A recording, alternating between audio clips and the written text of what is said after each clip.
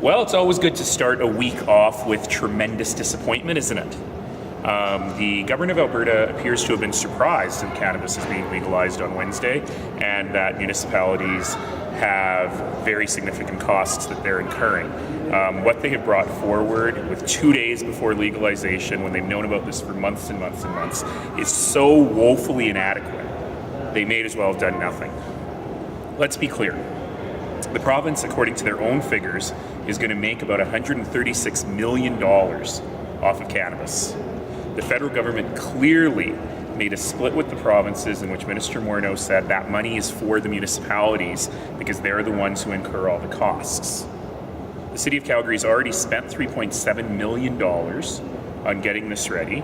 Now, 2 days before legalization, 1 month before passing our budget, we're told there ain't no more money for you, and we're going to have to eat the operating costs of between $8 and $13 million a year.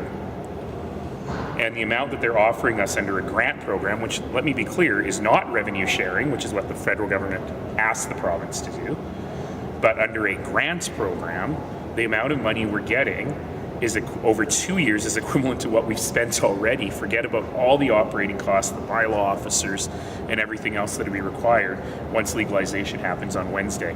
I mean, they clearly listened to no consultation, they took into account no facts, and they pocketed all the money.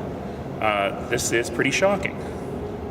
So where will this money come from to the city, or do you have to build this into your 4-year budget? We're going to have to build it into the budget through business licensing fees, through taxes, through covering this through mechanisms where we are trying to support essential services.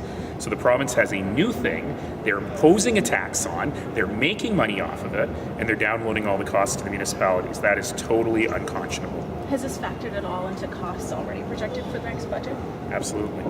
But we were hoping that the province would actually do right by the municipalities, given the federal finance minister's clear direction that they were supposed to share the money. So will you ask for a meeting with the Premier, with the Finance Minister? It's probably time for us to sit down and talk about how disappointed we are. I suspect other cities are equally disappointed. I suspect the Alberta Urban Municipalities Association will also suggest this falls far short of our expectations. Do you have any understanding of why this is happening? They need the money. And fundamentally, they clearly didn't listen to one word of the consultation. When you say, do we look at business license, are you increasing the business license for that industry or for all business licenses? Well, these are all questions we got to try and figure out. It's not fair to target one industry. You remember when I first started, here I go off on a tangent. When I first started in this job, I noticed an incongruity in the business licensing fees, particularly for massage therapists. And it was largely because there was some puritanical view somewhere that maybe bad stuff happens at massage therapy places and they need way more